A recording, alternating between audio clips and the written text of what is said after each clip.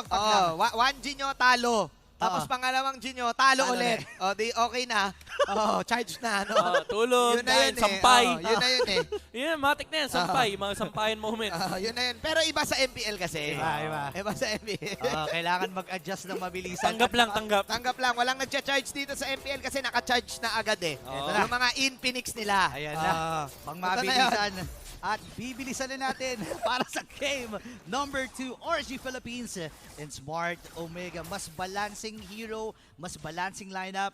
Pero paano papaganahin to ng kabilang team? Tingin ko dito makikita ang puwersa ni Luis against the against the Barats. Hirap ang Arlot dyan eh, no? Sobrang hirap na itong lane na to. Kumbaga, kailangan, patience sa video ka. Patience ka dyan. Parang ang trabaho mo sa XP lane kapag Arnold Cats katapat mo Barats, makapag-level 4. Kapag level 4 lang ako, happy na ako. Goods na ako. Tsaka timing din eh, no? Kailangan mong saktuhan na maliit itong si Iba. Hindi full stocks yung kanyang big guy na passive. So small guy. Small guy siya doon. Dapat small guy si Barats. Kaso ang problema kasi kapag XP laner Cats Barats ka, matik yan full stocks yan eh. Kasi may tatlong minion wave na pwedeng pagstakan. Tapos may maliit pang may crab pa, di May ba? crab pa. Pwede ka pa mag-crammer dun sa gilid. Di ba? Ang dami mong pwedeng pagstakan. Yeah. Pero dito napapasok yung kailangan umariba ng Omega kasi kanina alam ng RSG yung win condition nila. Get that early game advantage, get that early game pick-offs. So this time may Martis ka. Gusto mo yung Martis, unli din yung yung passive, yung dashes. Snowball din kasi itong Martis eh, di ba? So kapag nag-snowball yan, huwag ka mag-alala. Hanggang 5 lang naman yun eh. 5 lang yung player eh. 5 procs lang. Ganun. Oo nga pala. 5 lang yung pwedeng box na ka dun eh. 5 procs yun eh. Pero pag nangyari yung 5 procs na yun, nyari ka. Oo, kasi savage yun. Matik yun. So tingnan natin kung magiging 5. Ayan. Pwede rin 5, tapos 4 lang mapapatay niya, yung isa hindi niya maki-S. Pwede. Tama. Ito na. Pero ito na, sinisimulan na nila ang unang turtle Level para 4 si sa Aqua. game number 2. Level 4, Aqua. Level 4 din si Luis. So pwede nilang mag-force si Light. Ayan na. Okay. Level 4 yung Ruby, meron siyang hatak dito. Okay, final sweep coming in. Tapos sinabas na yung combo with the Lord. At eto na nga ang SK. Sumusugod na ang mga sisiyo. Pero in-hurt this time, si Matt Demon namumula. Kite! Si Demon Kite ay nandun pa rin. May pagpawi. Grabe yung mga dust doon. Oo. Ang pogi nung dalawang team. Sa Smart Omega, yung final slash into flicker, kasunod doon yung pagbagsak ng bagong Lord, ay talagang nayanig yung mundo ng RSG. Pero si Demon Kite kasi sabi niya, Nibor, trabaho ka ulit. Ikaw humila ng turtle. Oo nga eh. Mamaya na ako. Grabe, no? Papakita lang ako para retry niya. Ang punat din ni Burton, sinalo niya lahat. Yung final sweep, eternal guard, lahat. Pero nakangert-ngert ma siya. Nakakain pa siya ng Malaki isa. na kasi siya eh. Big guy nga eh. Oo nga pala, big guy ni Malaki Bor. na siya eh. And with that, na 1-1 pa nila. Nakabawi pa nga doon, no? Sabi ni Demon Kite, dapat cool, calm, and collected ka lang. Kahit makuha nila yung turtle, may bawi din naman tayo na isa. Pero maganda ang mga early items dito. Haskell available na para kay West. Yeah, medyo magbabago na yung dynamics ng Golden Lane kasi hindi nag-matter kay Bruno kung tangkari ka man o hindi kasi na-sustain niya na yung lane. Ang magbabago lang dito is kapag nag-gank yung lane na yan, kapag may nangialam na ibang factor, pero malaki din yung focus sa may mid lane. Light! Mark sa Minuan's Fury combo with the eternal guard, Mini Lord. Demon Kite. Ato na nga sumisigaw ang barangay pero Demon Kite na naman nilabas ang beats of Demon Kite. Ito nga, ngert. Nibor with the missiles. Pero si Nibor, zoning lang ang ginawa. Omega na makakapitas ng isa. Yeah. Ang bilis ng bawi doon ng RSG. Smart Omega, nakikita na natin no, yung prowess ng gantong klaseng lineup. May early game damage ka. Andun din yung yung deadly grasp na nakakainis para dito kay Ryle, di ba? Parang nakakawala ng posisyon if ever man, lalo na initiators, mostly ng mga heroes ng RSG. Sobrang nakaka-bad trip yun kapag nakita mo yung kamay tapos papunta sa'yo. yung umiikot yung hero mo. Sumasayaw din eh. Hindi lang enjoy yung sumasayaw sa RSG. Kaso yung kay Bex sana kasi pag tinamahan ka, hindi mo na choice. Left right ka eh, no? Oo, left right ka eh. Nakaka-bad trip talaga yon yung eternal guard na yun. Gold lane. Meanwhile, in the gold lane, may tatlo na nandito. Nandito yung Nana. Yun lang hinasklosan, boss. Nilabas yung Molina pero si Matt ngayon this time ay kukuha ng libreng turtle. Focus lang eh. Tatlo. Sabi ni Wes dito, oy, tatlo dito, pre. unahin nyo na kagad yung Yeah. turtle na yan and maganda ito para sa Smart Omega. Binanggit natin to during the drafting stage, yung combo ng Joy tsaka ng carry slash Claude, pero dahil hawak nila yung carry, late game pa talaga lalabas yung spike ng RSG. So it's a good choice for RSG na binibigyan nila itong small skirmishes na to towards Omega. Like yung turtle, hindi nila pinipilit kasi kinukuha nila yung trade sa gold lane. This speaks experience. Alam nila kapag talo sila sa turtle, Yeah. puntahan na lang natin yung opposite side kasi most likely walang tao doon. Pero ang ganda rin ng heads up play ng Smart Omega. Hindi full commitment yung turtle. apat. Kumbaga si Matt lang nandun, naka-cover din sa gold lane. Ashura Saura mula kay Matt. Matt setting up the kill. At makakakuha siya ng isa. May 4 pa. Pwede Kaya ba? pa 4. Pwede pa nga actually humabol dito. Pwede ba, apat? Pwede ba? Kaya pa 4. Pwede ba? Pwede Pero ba? wala na, wala na. Malayo sa... Nasa baba kasi Nasa si, baba, nasa okay. baba si Nibor. Ayan, narinig ata tayo.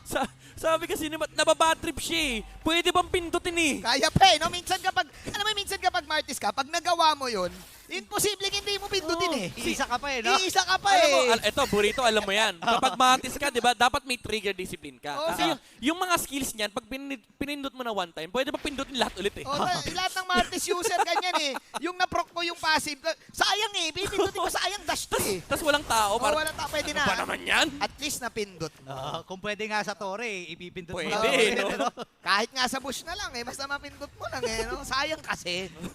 Grabe. Lumulobo na rin paunti-unti ang kalamangan ng Smart Omega dito. Yeah. Pero maaga pa 6 minutes pa lang. Imagine mo, napakarami ng mga clash. Napakarami ng mga skirmishes. Pero nasa 6-minute mark pa lang pala tayo ng game na to. Ingay. Sabi na nangyari pala. Ano pa, kailangan pa mag-ramp up ng Smart Omega pagdating sa pressure kasi again, parating tayo doon sa window na hinaharap ng RSG.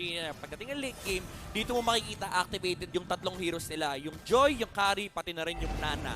Kahapon, nakita na natin may mga, actually hindi nga lang kahapon eh, for the past few weeks, nakita natin itong Nana na to. Short din ako sa RG nyo, nakikita nyo to, nang one shot to sa late game. Bad bits yan. Nung January na in-update yan, yung lahat nagiging dagana. Oo. Sana mahal kayo ng mga kaibigan Na nyo. AOE na yung budo eh. So, nako, Diyos ko. Tingnan natin. This is what? The third lord? Sorry, the turtle? Turtle. The third turtle? Of the game. Okay, hawak to ng RSG. Sumisilip lamang si Matt. Light ay nandun din. Nilabas sila. Oh! I'm offended coming up from light. Nandito na, Demon Kite. Pinop yung electrifying beats. Demon Kite will take the last hit. Lusot ang RSG dito at least kahit pa paano may pambawas. Pero Oh. hindi, babawasan natin si Nibor. Final sweep. Kalahati ang board ni Natong Nibor dinosaur. dito. Out para kay Matt. Demon Kite ngayon. Titake lang muna yung cabbage. As Omega will hold on. Grabe, tumatrabaho pala si West dun sa may bandang ibaba. East side naman daw, east side. Tapos sa west side eh. Oo, bantay sarado East side din naman, siya ni Mark dito eh. Ang ganda, nag-ano na sila eh. Yeah. Nagduduwo-duwo na sila sa bawat lanes na pupuntahan nila eh. Ito yung dito mo mararamdaman na yung dalawang team. Kinukuha lang nila yung mga gusto nila. Smart Omega, hindi sila masyado nagpipilit din ng clash kasi hindi rin naman binibigay yon ng RSG. 7 minutes in, 8 minutes in, 3-1 lang yung score Oo nga. ng ating game. Pero again, may threat pa rin coming up from RSG Yeah. na parating pa lang sila doon sa window nila Yeah. na kung saan hahanapin mo talaga yung Joy tsaka Carry kasi kapag hindi, nakakatakot lumabas sa mapa for Smart Omega. Pero actually, gusto ko lang, ang gusto ko lang i-bring up dito, no, ang tanong kasi dito for RSG is magiging enough ba yung damage ni Demon Kite? Kasi yung carry for sure eh, pati yung Nana. Pero si Yeah. Demon Kite kasi dito, typically kapag nakakita ka ng Joy Jungle, naka-Impure Rage Aha. or Lethal Ignition. This time around, naka-Quantum Charge yung Joy. Ano nga no? Mas dinagdagan niya yung sustain tsaka yung Mobility. bilis. Mobility, Oo. oh. So yun lang yung question dito. Maganda naman to versus Smarties kasi mas mabilis ka makakalabas doon sa range. And ang napakadali i-proc nung yung mga sayo kasi abot na abot mo lahat ng pwede mong dasyan. Pero laging ang concern for Joy is kapag pumasok ka, enough ba yung damage mo Damage. to burst down the targets? Eh, siguro kasi kaya nga siya Demon Kite, gusto niya I-kite lang. mas mabilis siya mag-kite. Ay, ganun ba yun? Oo, yun.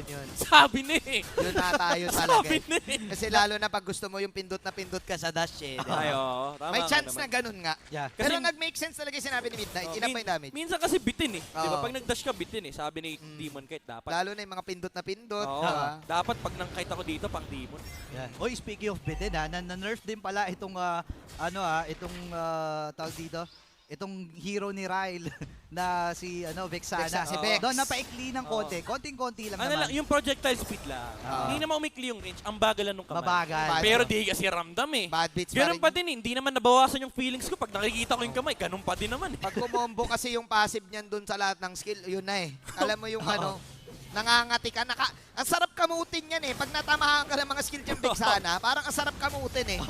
Uy, pero Diba? speaking of kamot Okay. Hindi ko pero si Light. Okay, walang final sweep nilaban na ngayon. I'm offended coming in. Sabay, bang, Oh my nabanat. goodness, Light. Nikosei doon sa panang gilid, pero Lord lang pala, mini-Lord lang pala, minanatan niya. Actually, dalawa na nawala. Oh no! Sa sobrang ganda ng setup na ginawa ni Light na na-preheat lahat.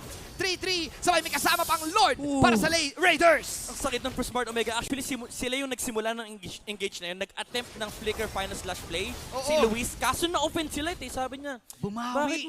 ba't mo ko hinawi? Hinila niya yung barangay eh. At semi-kalbo na kasi si Light ngayon eh. Wala nang kakawiin. Oo, kaya na-counter go niya. New hair, new me. New me. Dati ako yung nauuna, ngayon ikaw ang mauna.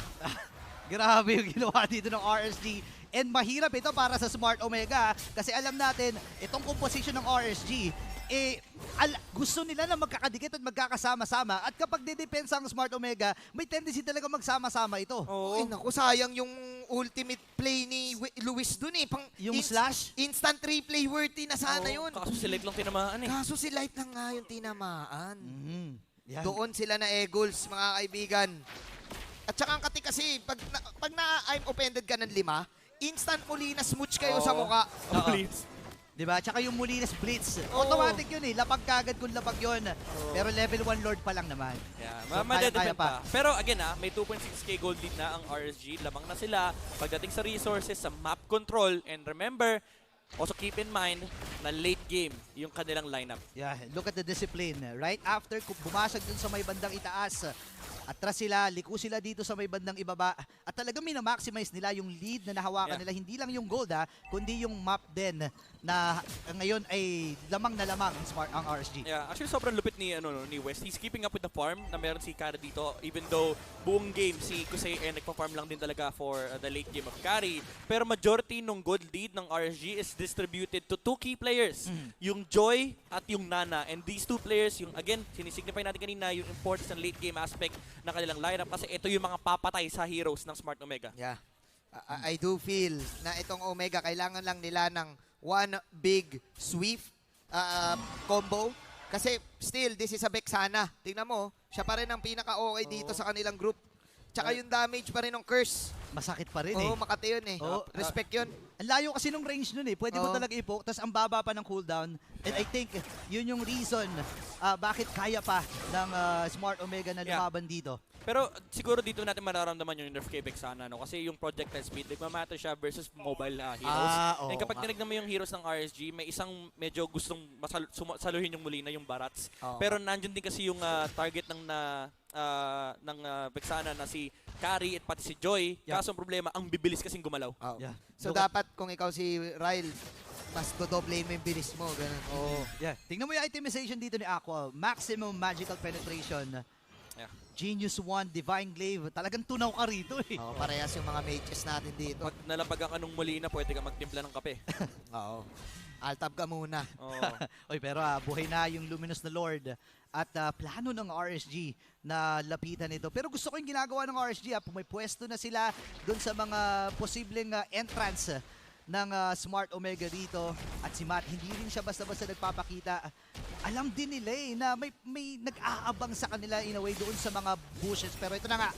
Okay. Light. Tingnan natin Oh, na laban Luis! dito. Final sweep, tatanamaan ng 2-3. Abang Eternal Guard na doon. Pero ito Demon na ang Kite. electrifying beats ni Demon Kite. Sabay mga knockups na gagawin. Mark, Minuan's Fury. Nagpanakap na ni Lord. But the Matt will take down 1 with the decimation. Matt, Pulado Mortal calling out. Habang si West, gumago lang with the volleyballs. At ngayon, si Demon Kite asa man ng Gedli. Pulado, ang Nana. At ayun, Swinip.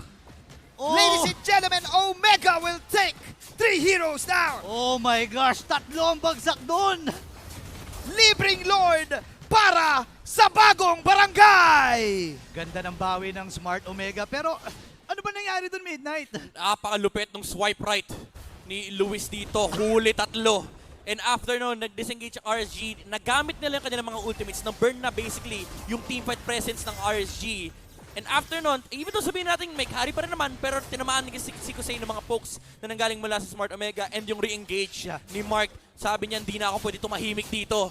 Kailangan ko nang gamitin yung Minoan's yung ultimate Minoan's Minoan's Fury with the flicker para maabot niya yung backline ng RSG. Kaya naman hindi sila nakapag-re-engage for the side of the Raiders habang lumilipad yung mga bola mula kay West. Ito na yung perfect opportunity ng Omega to get something kasi finally ay naitabla nila yung gold. Ayun, tablan-tabla na nga talaga. Kailangan ma-utilize nila yung Lord na to as much as possible. Ito na yung Lord. Dadamba na dun sa may ibabang tore. Andun din yung mga pag-zone nila dito. Retry na gamit. Oh! Papasok na nga ata ang Smart Omega! Eternal Lord! Sword! Ito na ba ang final fight for the barangay? 1-1 ang magiging score para sa game number 2. First game jitters. Sabi ko na sa inyo, ipapagpag lang. Smart Omega will take game number 2. Wow. What a pagpag lang pala yung game 1. Pinagpag lang, men. Grabe yung pagbawi, yung adjustment. Instantly. Wow. Ganito talaga ang resulta kapag hindi nag-overthink. Back to basics. Yeah. Kinuha nila yung mga comfort heroes, Luis on the Arlot, Martis para naman kay Matzilla, and they executed this lineup to its